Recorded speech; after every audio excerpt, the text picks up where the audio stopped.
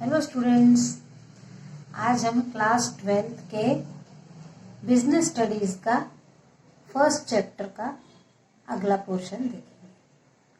आप सब वीडियो देख रहे हैं ना मेरे, लेकिन कमेंट नहीं कर रहे हैं। कमेंट भी करिए तो क्या होगा, मुझे भी अच्छा लगेगा अगला वीडियो बनाने में। तो अब ध्यान रखिए कि आपको अच्छा लग रहा हो तो कमेंट में भी लिखिए, शेयर करिए और सब्सक्राइब भी करिए मेरे चैनल को। सबको बताइए और सबको दिखाइए, ठीक है। चलिए तो अगला पार्ट शुरू करते हैं। फर्स्ट चैप्टर है हमारा प्रबंध की प्रकृति एवं महत्व। इसके अंतर्गत आज हम अगला देखेंगे प्रबंध का क्षेत्र। प्रबंध का क्षेत्र यानी प्रबंध कहाँ कहाँ कार्य करता है। तो प्रबंध के क्षेत्र के अंतर्गत प्रबंध, सबसे पहले ये क्षेत्र दिए हुए हैं प्रबंध के। तो पहला है प्रबंध उत्पादन प्रबंध। उत्पादन यानी वस्तुओं का निर्माण करना। तो जहां जहां उत्पादन क्षेत्र है वहां वहां प्रबंध की अत्यंत आवश्यकता है। प्रबंध ये तय करता है कि किस वस्तु का निर्माण किया जाए, कितना निर्माण किया जाए और किस दर पर निर्माण हो और किस दर पर बेचा जाए। तो उत्पादन की जगह तो प्रबंध का सबसे बड़ा महत्व है, क्योंकि वस्तुओं का निर्माण बहुत ज्यादा भी नहीं होना चाहिए कि वो रखी रह जाएं, और वस्तुओं का निर्माण कम भी नहीं होना चाहिए कि मार्केट में वो वस्तु उपलब्ध ही ना हो लेकिन मार्केट में मांग हो। ऐसा नहीं होना चाहिए। इसलिए उत्पादन की जगह पर प्रबंध का होना अत्यंत आवश्यक है। दूसरा है वित्तीय प्रबंध। तो वित्तीय प्रबंध के अंतर्गत ये रखना, वित्त में संतुलन रखना सबसे मुख्य प्रबंधक का काम है कि वित्त में संतुलन होना चाहिए। ऐसा ना हो कि किसी वस्तु को बनाने में ही सारा पैसा खर्च हो गया, अब उसके पैकिंग के लिए या उसके मार्केटिंग के लिए या उसको यहाँ से वहां पहुंचाने के लिए पैसा ही नहीं बचे।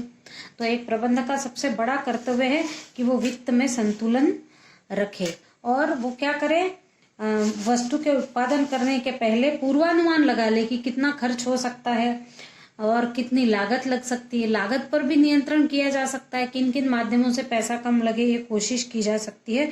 फिर जो बजट बनाता है वो बजट भी व्यवस्थित बने, ताकि वो बजट घाटे का ना हो कि बजट बना कुछ है लेकिन वस्तु में तो बहुत ज्यादा रुपया लग गया तो वो घाटे का बजट बन जाए। ये भी ना हो, बजट बनाए वो भी फायदे का होना चाहिए कि उसमें से लागत के बाद भी कुछ लाभ प्राप्त हो। फिर है विकास प्रबंध। विकास प्रबंध में प्रबंधक के लिए आवश्यक है कि जो जो नई नई चीजें, तकनीकें निकल रही हैं, नए नए शोध निकल रहे हैं, उन सब का अपने व्यवसाय में उपयोग करके व्यवसाय का विकास करे। फिर है समय प्रबंध। ये तो आजकल का यानी सबसे महत्वपूर्ण प्रबंधक का काम है कि समय का प्रबंध करना। आजकल जो है कहा जाता है कि समय धन के समान कीमती है।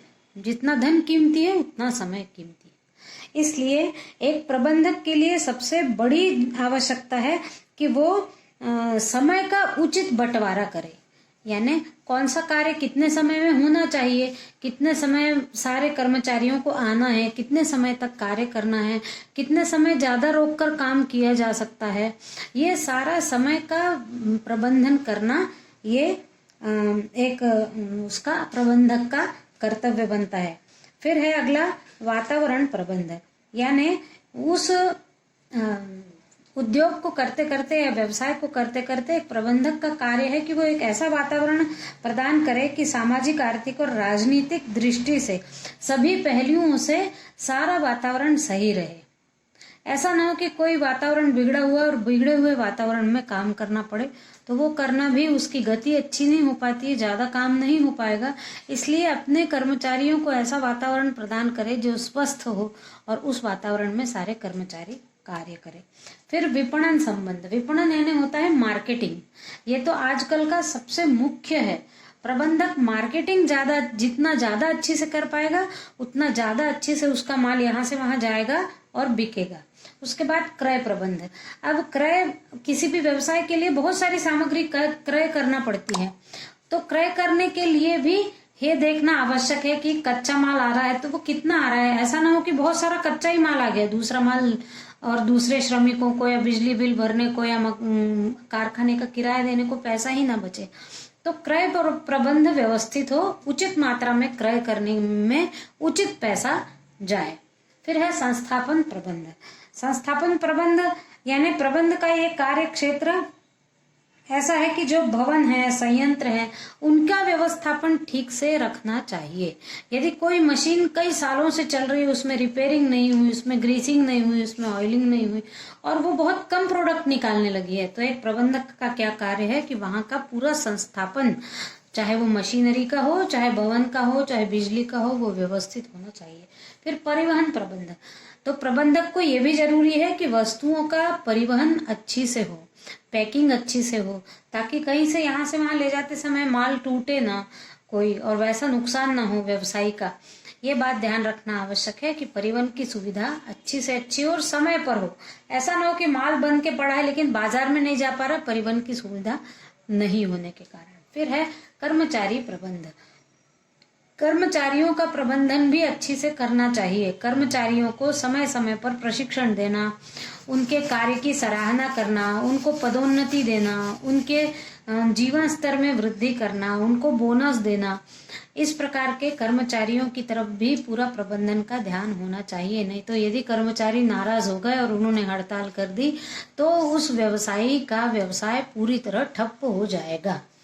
अब हम अगला टॉपिक देखते हैं, प्रबंध, प्रशासन और संगठन में संबंध। तो प्रबंध क्या है ये हम अभी तक बहुत पढ़ चुके हैं। शॉर्ट में एक लाइन में बता दे रही हूँ कि प्रबंध वह शक्ति है जो पूर्व निर्धारित उद्देश्य की प्राप्ति के लिए नेतृत्व करे और मार्गदर्शन करे। ये प्रबंधक का कार्य है। तो प्रबंध का मतलब होगा कि एक ऐसे संगठन का नेतृत्व हो, मार्गदर्शन हो और निर्देशन देकर कार्य करवा लेना, वो शक्ति प्रबंध कहलाती है। अब प्रशासन क्या है? तो प्रशासन वह कार्य जो नीतियां, लक्ष्य और सीमाओं को व्यक्त व परिभाषित करे, यानी ये प्रशासन होता है। प्रशासन क्या करता है? कहीं का भी प्रशासन, मान लीजिए एक स्कूल का प्रशासन है, तो उस प्रशासन के अंतर्गत क्या होगा कि स्कूल के जो प्रशासक हैं, जो इन पदों पर बैठे हैं, प्रशासकीय पदों पर, उनका कार्य क्या है? नीतियां बनाना, नीतियां बना के लक्ष्य निर्धारित करना और क्या क्या सीमाएं हैं या क्या क्या अनुशासन की दृष्टि से नियम कानून बनाए जा सकते हैं, उनको सबको बनाना, उनको व्यक्त करना और उनको परिभाषित करना। मान लो कोई स्कूल नियम बनाया है, 8 बजे स्कूल आना है और 2 बजे स्कूल छूट जाएगा, तो क्या आवश्यक है कि स्कूल जब छूट जाएगा तो छूट जाना चाहिए। ये नहीं कि 2 से लेकर 2:30 बजे स्कूल चल ही रहा है। ये भी देखना आवश्यक है कि जो नीतियां बनाई गई हैं और उनका लक्ष्य क्या रहेगा स्कूल वालों का, कि मेरे यहाँ के बच्चे 100% अच्छे से पास हो जाए। तो लक्ष्य निर्धारित करना, नीतियां निर्धारित करना और क्या क्या सीमाएं हैं यानी क्या नहीं करना, ये भी उनका कार्य है।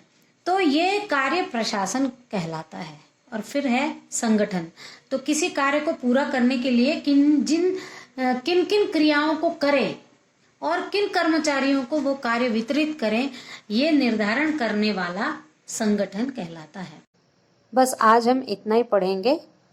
Thank you.